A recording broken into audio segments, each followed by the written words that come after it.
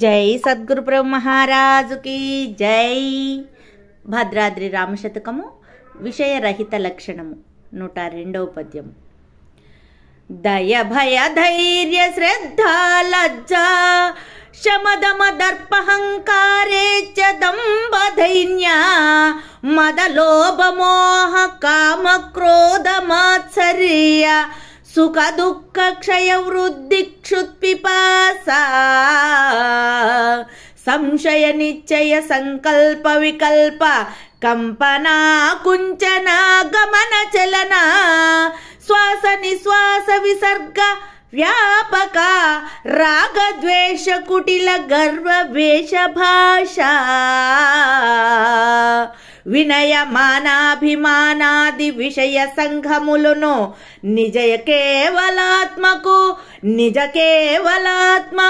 గలుగ విపుడు రమ్య గుణధామ భద్రాద్రి రామ పరశురామ నరసింహదాస సంరక్షిత.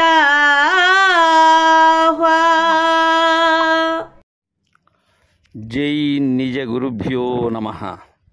జై అమలాంబ సమేత అనుభవానంద రాజయోగీంద్ర ప్రభుస్వాముల వారి దివ్య చరణార వింతములకు ద్వాదశి వందనములు సమర్పించుకొనొచ్చు. శ్రీమద్ పరశురామ నరసింహదాసు గారిచే విరచితమైన భద్రాద్రి రామశతకం నుంచి ఈరోజు మనం విషయరహిత లక్షణము 102వ పద్యాన్ని ముచ్చటించుకుంటూ ఉన్నాం. ఎలాంటి విషయములు లేనటువంటి నిజ కేవలాత్మ స్థితి ఎలా ఉంటుందో అది తెలియజేస్తున్నారు. ఇక్కడ విషయము అంటే నేను ఉన్నప్పుడు ఉండున్నది విషయం, నాతోనే విషయం, నాతోనే విషయేంద్రియ సంఘాతం. ఈ పంచబ్రహ్మ కళల యొక్క విషయములు ఏవైతే ఉన్నావో అవేవీ లేవు కేవలాత్మలో. ఈ నివృత్తి కానీ ప్రతిష్టాపన విద్య శాంతి శాంత్యాతీత అనబడేటువంటివి లేవు. అలానే పంచ విషయ శక్తులకు సంబంధించినటువంటి ఈ క్రియా జ్ఞాన ఇచ్ఛ ఆది పర అనబడేటువంటి శక్తి విషయ సంఘాతము లేదు. నాయన శిష్య, దయ భయ ధైర్య శ్రద్ధ లజ్జ శమదమ దర్పాహంకారేచ్ఛ దంభ దైన్య.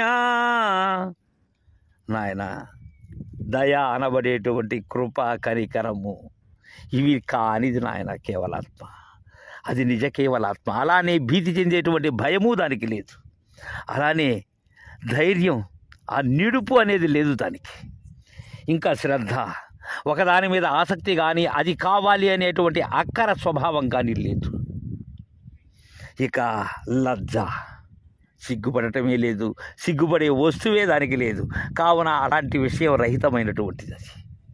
ఇక శమ,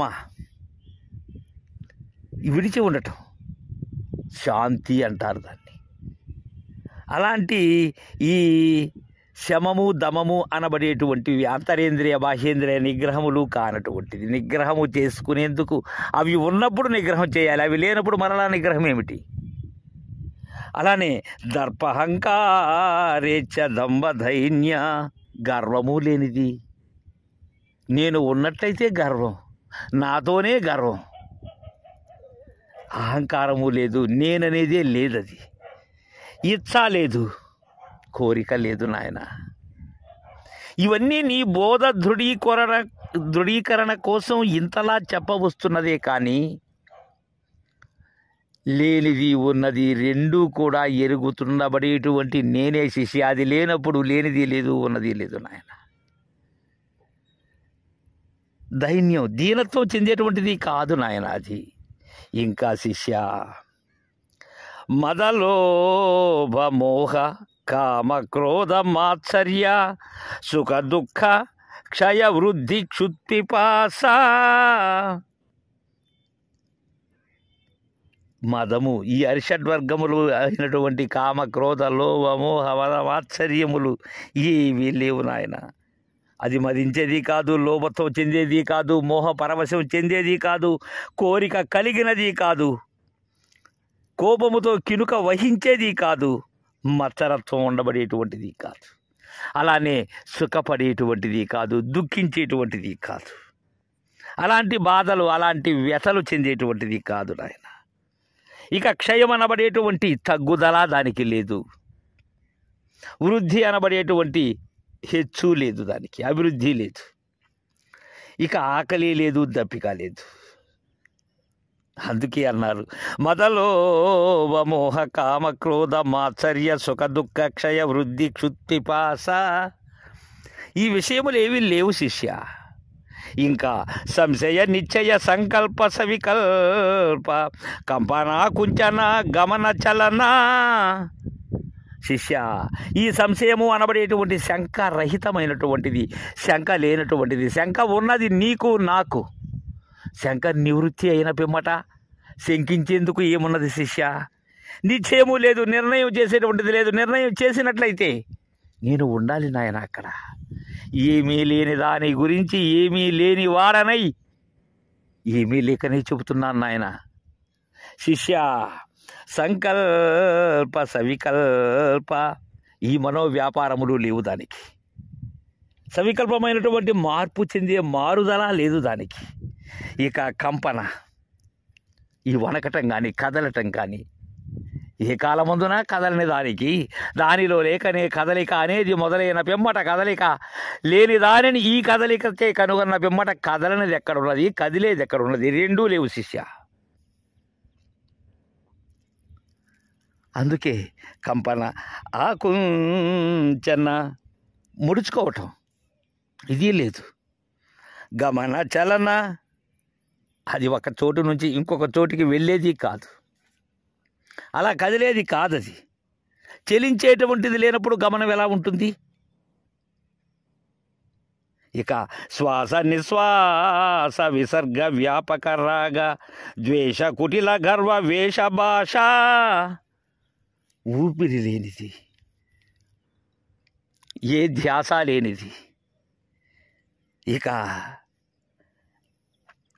శ్వాస లేదు, నిశ్వాస లేదు, లోపలికి వెళ్ళటము లేదు, బయటకు రావటము లేదు.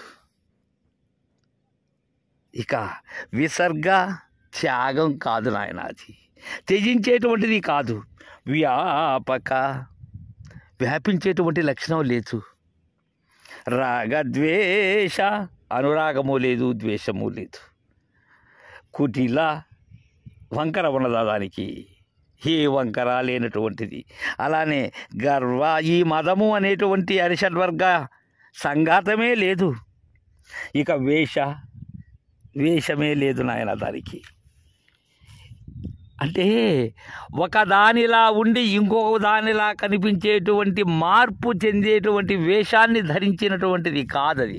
అది అంతా చేసేటువంటిది ఈ చైతన్యమైనటువంటి సర్వసాక్షి రూపమైనటువంటి ఆత్మశిష్య. అందుకే అంటారు వస్త్రభూషణాల అలంకార,